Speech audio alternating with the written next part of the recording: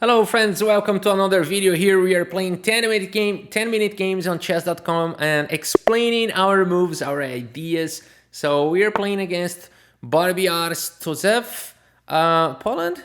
From Poland. Okay, so let's go with the king's pawn.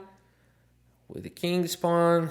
Is it going for the king's gambit? Yo, I felt it! I felt it was gonna be the king's gambit. What's that? Okay, that's fine. That's a fine move. Interesting player. Okay, I think I can develop the knight as well. King's Gambit player, very interesting. Yeah, I'm fine here. Queen e6 probably. And then knight g5, I think it's just too much ambitious, but it's possible. It's possible. Then maybe here. Okay, he went for this. He's really gambiting stuff.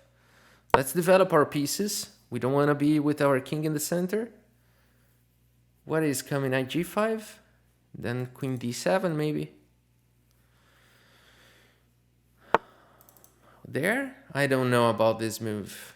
I'll just grab this, I think. Then d4 is coming. That's the idea. Okay, let's develop our pieces. Keep developing. That's the secret against those gambits. You have to develop your pieces and... Okay, d4 is still a threat. Why not this one? Pretty aggressive, huh? Now things are gonna get wild. Things are gonna get pretty wild now.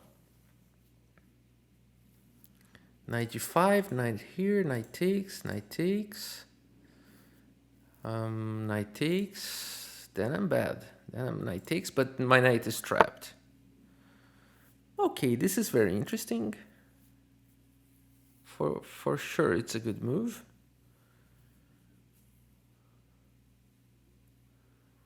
Is he gonna play h3, f5? This is gonna be really interesting. He likes to chat, likes accept it.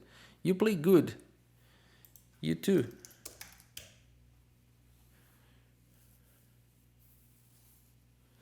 And let's put bishop here to b6, I guess.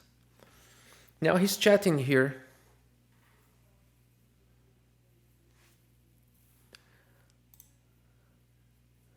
Michał Barbiarz. Okay, my queen is under attack. And I think queen g6 is possible here. Attacking knight. Maybe queen f5 also possible. Attacking knight and pawn. I think I do like this one. Now what's going on? I'm attacking this knight. There's no double attack here. Now he protected. But now I have this, which pretty much attacks everything. And also here. I like this idea. Also, I have this.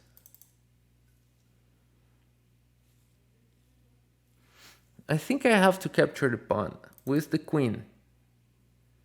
Now we have a strong attack, I guess. He can't castle. So I think it's a good move. Now there's no much more pressure here. We are pretty much defended in the center. I'm ready to castle, and my knight is really ready to jump into the position. Now bishop here, maybe here. Then h3, knight e3. I feel great here. It was a tough opening. But now I have this move here, which I think is strong. I'm attacking many pieces and my queen is protected. My pawn is probably hanging. But not a problem because he won't have time to do that. I will play f6 in the future. I'm guessing he's gonna play like this, then I'll capture, he captures, I capture, he recaptures, and I play f6. Oh my god!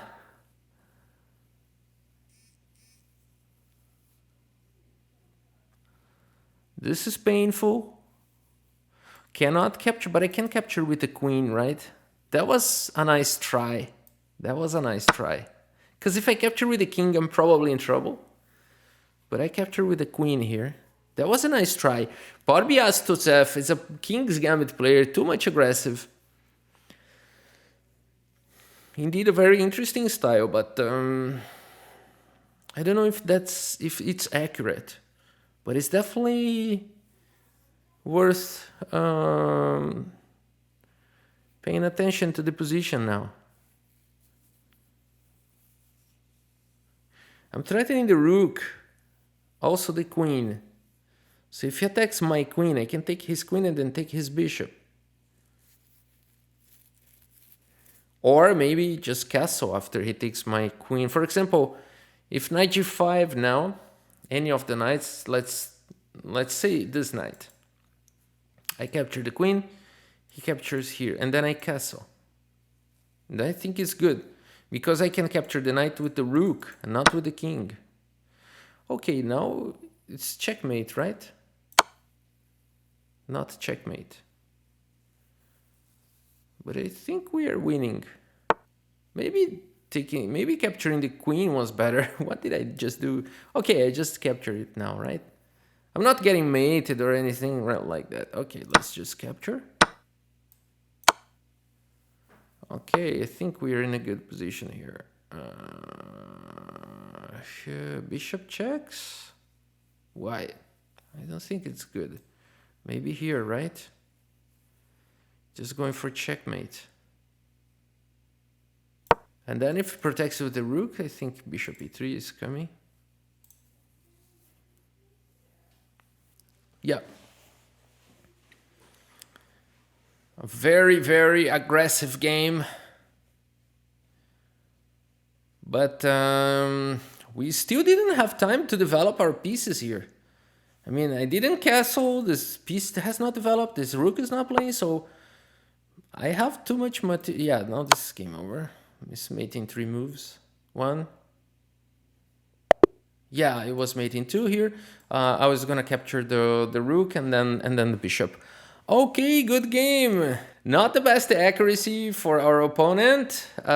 We played a very decent game, but with minor mistakes here. Let's take a look at the game, at the moves. So yeah, King's Gambit, so aggressive. So I went for this counter gambit. It's called the Falkbeer counter gambit, and if he takes, I take. But it's also possible when takes to push the pawn. But I like to take. But everything is possible here. Now I developed my knight, which I think is a fine move, but computer says it's better to capture on f4. Any of those captures the computer likes. I don't. I prefer to develop, but okay, let's see how masters play here. They really take this pawn. But better chances when bishop g4 or even pawn takes are played here. Magnus Carlsen won against another player this year, playing this King's Gambit variation. Okay, very nice. It's something that it's worth studying. Oh, he attacks my queen, queen e6, good move, bishop c5, so I'm happy I played the opening very well, but yeah, knight f6, it says an inaccuracy, but it actually is not, because if we put it to another depth, then probably it's a good move, right? Knight h6, also good, knight f6, second choice. Yeah, definitely not an inaccuracy, but for some reason, maybe queen g6 is better, or even pawn takes is probably good, but knight f6 is fine move. Bishop comes, and now e4. All right, e4 very aggressive. So knight g4 not the best idea here. So e4 is really strong. So knight g5, queen f5. It's very interesting because the king cannot castle, and the pawn is really pushed. Yeah, definitely the good move. The best move here was this one, so I made this mistake. And now he's back in the game, so he found a good move. And now my queen is attacked, so I played queen f5. Computer doesn't like it too much because of queen e2. Queen e2 going for the long castle maybe. And but now knight e3 or queen takes pawn, those are fine moves. And then knight e3, yes, and then I'm fine here. But here chances, this move was interesting because if I made a wrong choice here, like capturing with the king, then actually white is winning. Knight takes e5. This comes with a check and with a discovered attack on the queen. The queen is pinned, so the queen cannot escape it from here. And if knight takes, then rook takes f4. Wow. Followed by queen d2.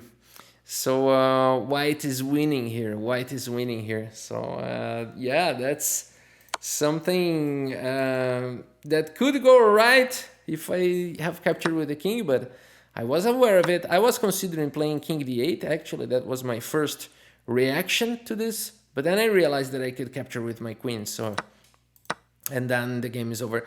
And now queen takes f1. Yes, I think I played right here. Yeah, knight takes.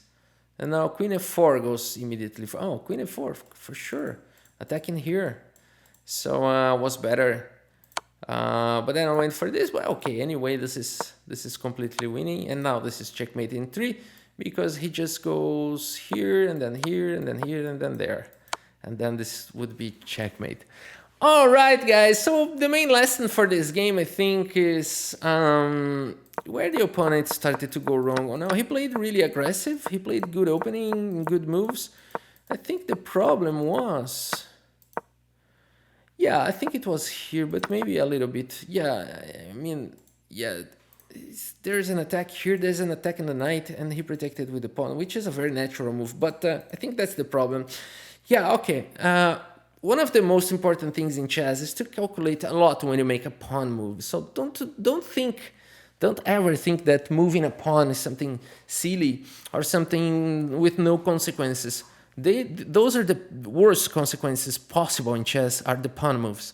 So when you move a pawn, you just really do it with caution. Like if you have a computer and a software, you know, when you move a pawn, you're like removing screws from the computer. You're like you're touching the hardware, not the software. Okay, so the pawns are the hardware of the system, and the pieces are the softwares. So try to look at this when you play chess. Okay, so you don't touch the hardware a lot, just a bit.